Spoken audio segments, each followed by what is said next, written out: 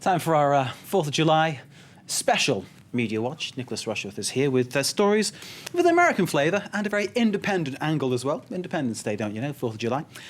Starting with a way to try to get people away from drink driving. I'll say no more and leave the rest to you. Well, getting away from drink driving in a very novel way, which could be, well, could it be a bit too close to the bone? Tell us about it. Tell us. The bone, I don't believe you said that. It's all over the press, and it's in the Huffington Post. We can go straight to that here, and I can just perhaps pick it up a bit more, zoom in. Talking urinal cakes, the solution to drunk driving. Now, in Michigan, in parts of the state of Michigan, for this July 4th holiday, they're having an enforcement campaign, and what they've done is installed talking urinals into various restrooms in certain places. So this is the actual thing, is it? This is the object, and it has a woman's voice is recording there saying, think a bit. Have you drunk too much? Should you call a friend? Should you call a cab? And of course, that's not getting a brilliant reaction there. We can see guys in Michigan thinking, hold on a minute, I'm not going to go for that. But this is a holiday. The message is a bit serious. Well, anything that gets the message home, no matter how they do it, clearly has to be a good thing, because drink driving is, of course, one of the scourges of modern society. It's something that causes many deaths and much heartache, and quite a novel way of doing it there. But I'm just trying to imagine if you've had a few and suddenly you're standing there at the urinal and you hear this voice. Yes. Like a little bit off-putting, you know. Well, we can listen to it. The sound quality is not brilliant, but we can put it on air and have a listen. This is what guys in Michigan would be hearing at the urinal if they are not too drunk to hear it. That's right. I'm talking to you. Had a few drinks? Maybe a few too many. This is yourself and everyone else a favor. Call a sober friend or a cab. Oh, and don't forget, wash your hands. Well, there you go. So as I said, the sound quality there, pretty poor, but the message is, you know, call a friend if you're in a worry. And there's a bit of a tail ender to that message. Don't forget to wash your hands. Sound advice. Sound advice indeed, especially before you hand your keys over to the barman.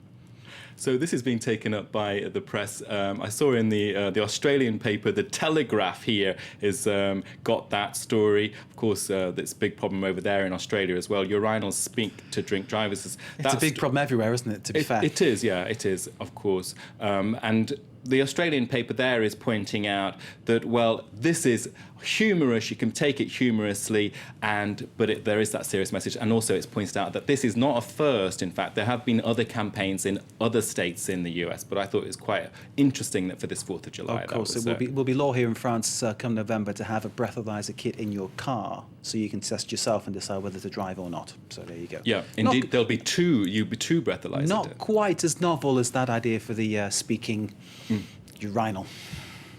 There we go. What's next, sir? I'm going to stay with this idea of the 4th of July and a Big Brother theme and keeping tabs on people.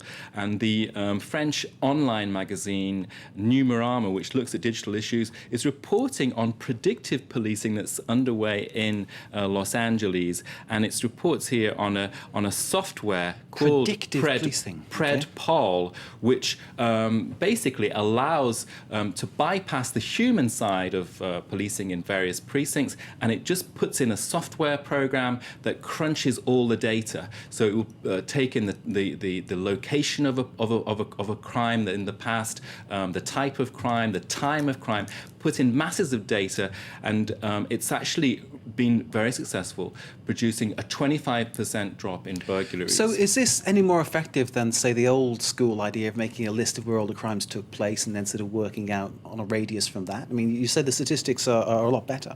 Well, apparently that they're saying there's a 6 times improved performance on predicting crime compared to human analysis. So that's like bye Sherlock Holmes, isn't it? I mean, we're kind of raised on that. I mean, you know, so we've got the computer. And now this, of course, is elementary, my dear Rushworth. Now this, of course, is being picked up on the tweets there, this revolution in policing. This one is in French saying, well, this is echoes of 1984. Orwell, yeah? Yeah, absolutely. And another one here with a Los Angeles theme. Tom Cruise might be sad about his divorce, but he's probably happy now that the Minority Report is real life.